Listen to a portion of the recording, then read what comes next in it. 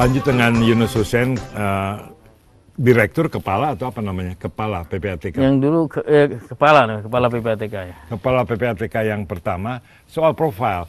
Tadi katanya kalau ada transaksi di luar profil itu diperiksa. Kemarin saya terima uang dari orang dalam rangka suatu, percaya aja dah urusan yang biasa ya, sebanyak 100 juta. Terus saya ditanya-tanya, saya pikir profil saya rendah sekali kali ya, 100 juta aja diulik. Jadi itu angkanya memang bervariasi ya? Angkanya bervariasi tergantung dari ya profil orang yang bersangkutan. Kalau out of profile, di luar profil, biasanya itu akan didalami dan bisa juga dilaporkan. Dan kalau orang mau korupsi, jadi bagus dong dia bikin profil dulu sebelumnya. Lempar uang sana sini 1 miliar supaya kalau ada uang korupsi masuk nggak ketahuan. Itu pertanyaan bodoh atau gimana Pak? Ya jadi profil itu memang dibuat sejak dia buka rekening pertama kali ya. Dan itu full live bisa diupdate terus ya. Oh gitu ya? Ya jadi karakteristik orang itu kelihatan dari profil yang dibuat oleh bank ya, bagaimana pola transaksi, kebiasaannya. Jadi kalau misalnya dia udah tadi mau buat apa perilaku yang foya-foya segala macam itu, ya tidak selamanya bisa seperti itu gitu. Dan kalau menyimpan dari profil tetap akan terlaporkan. Tapi kalau orang kembali menjual aset yang sejarah asetnya tuh bersih ya, tapi satu saat dijual jadi dikonversikan menjadi uang, tentunya itu akan melunjak dari profilnya. Itu otomatis akan dipersalahkan atau bagaimana tuh? Tidak akan dipersalahkan ya, secara otomatis. Karena begini, kalau dia nyetor tunai, fisik secara tunai, 100 juta itu akan dilaporkan dalam transaksi tunai namanya. Tapi kalau dia menyetor tidak tunai pun, karena menyimpang dari profil akan dilaporkan. Tapi sebelum dilaporkan, bank boleh meminta penjelasan. Misalnya ini apa? Misalnya dari jual rumah ya, kalau diminta bukti kasih. Dan itu tidak akan dilaporkan transaksi mencurigakan karena memang sumbernya sah. Karena yang namanya cuci uang itu kan mengejar uang haram, uang hasil kejahatan. Kalau uang dari sumber yang sah tidak kejar gitu ya. Follow the money, proceed of crime yang dikejar ya. Jadi PPATK bergerak atas dasar laporan bank.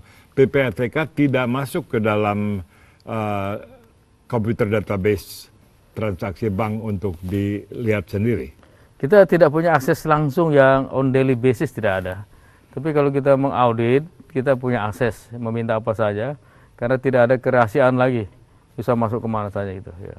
Dan bank bisa dipersalahkan kalau dia tidak melaporkan begitu. Bank kalau tidak lapor ada sanksi administratif ya di Undang-Undang 8 pasal 30 disebutkan yang akan diberikan oleh masing-masing regulator. Kalau bank BI yang mengenakan, kalau non bank misalnya ya OJK sekarang ya.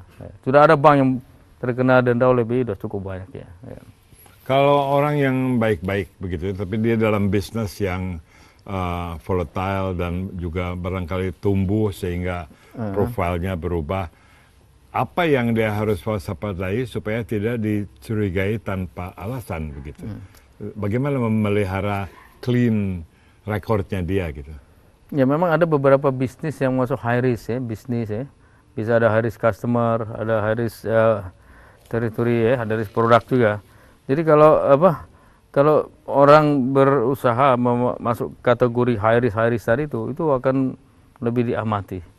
Nah, bagaimana supaya dia tidak katakanlah begitu mudah dilaporkan karena salah persepsi ya, sebaiknya nasabah menyampaikan informasi yang lengkap kepada bank atau penyedia jasa keuangan atau penyedia barang dan jasa. Kalau udah lengkap, transaksinya udah oke, tidak akan dilaporkan karena sesuai dengan profil tadi, ukuran utamanya itu. Kalau batas negara itu relevan nggak terhadap pemeriksaan PPATK? Artinya kalau ada orang punya uang terus transfer 2 miliar ke luar negeri, itu harus dijelaskan nggak ditransfernya kemana dan untuk apa? Atau sebaliknya, transfer dari luar masuk ke Indonesia? Untuk transfer berlaku ketentuan ya yang sama di mana-mana, itu minimum 3 ada informasinya. Di sisi pengirim dan penerima, nama, ada rekening dan alamat. Minimum itu harus ada. Apalagi kalau jumlahnya besar seperti tadi, itu kalau menyimpang dari profil bukan hanya 3 itu saja yang diperlukan, mungkin juga bisa dilakukan dalam transaksi yang suspicious ya, karena jumlah yang besar tadi ya. Tapi kalau normal sih tidak perlu, hanya 3 komponen itu yang harus ada pada sisi penerima. Sekali lagi Pak, 3 itu penting, 3 komponen. Nama, ya, rekening dan alamat itu harus ada. Kalau Pak Wimar transfer misalnya mau kemana harus ada nama, Tapi bukannya selalu ada Pak nama alamat? Harus selalu ada tuh. Tapi ada juga orang yang menyembunyikan, dia tidak mau sebut misalnya alamat, dia tidak mau sebut, ada juga. Ya. Alamat pos maksudnya? Ya, nasabah kan punya alamat, nasabah penerima tuh. Oh. Selain account, ada nama dia dan ada alamatnya. Break dulu, kita lanjutkan urusan PPATK dan bagaimana orang baik mencegah dicurigai, tapi bagaimana kita bisa nangkep orang yang tidak baik. Nah, itu penting itu.